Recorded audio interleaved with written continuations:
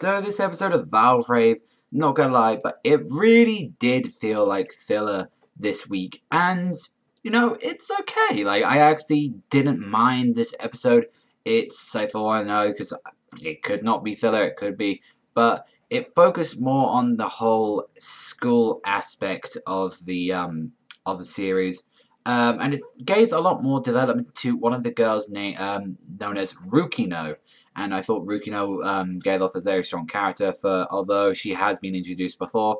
This is her first time we saw. So basically, Haruto and all that's like, because what Shoko said, now they're sort of independent, they haven't been relying on people. And they haven't been taking up fending for themselves, and they've been having a laugh, and like, however, that does come up with stress, and you know, they've got to deal with stuff. And at one point the power goes out, where they're freezing death, as it feels like not autumn, freaking winter, and they're just getting like freezing, and you know, the girls are fighting one another, and Haruto had to come in and break it. And I did like the cool bar looking guy, and the I guess all of them, or everyone just calls him Otaku, but those two were actually sorting stuff out, and he's like, I can't let another, like, because the guy's still bleeding from like when he got shot. And he was like, you know, hey, I've got to do stuff to protect my friend. I don't want another friend die. And I was like, you got some respect. Mind you, the girls are having a fight, like the blonde bitchy one, and Rukino had a fight because of like Shogo.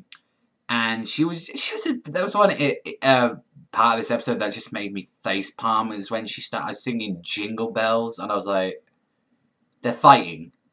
But how the power turned on brilliant as they got on, like Rukino immediately bitch slapped that girl back, and it was a very stronger. And however, the ending of the episode, because we saw like LF at the start of the episode, he was like, "What is this?" And it's like, and then we saw at the end of the episode what it was, and it was more of the Valvraves. I don't know if they're called Valvraves or Kakumeikis, but. I really don't know if they're called Liberators or whatever the hell they are. Kakumeiki Valvrave, you know, same shit. So, and he's like, please, Rukino, please don't tell anyone about this. And he's like, alright, but Rukino actually kissed Haruto, and I was like, shit, like, we got a little bit more, like, romance going, we got a little bit of the freaking love triangle going on, so, yeah, like, and...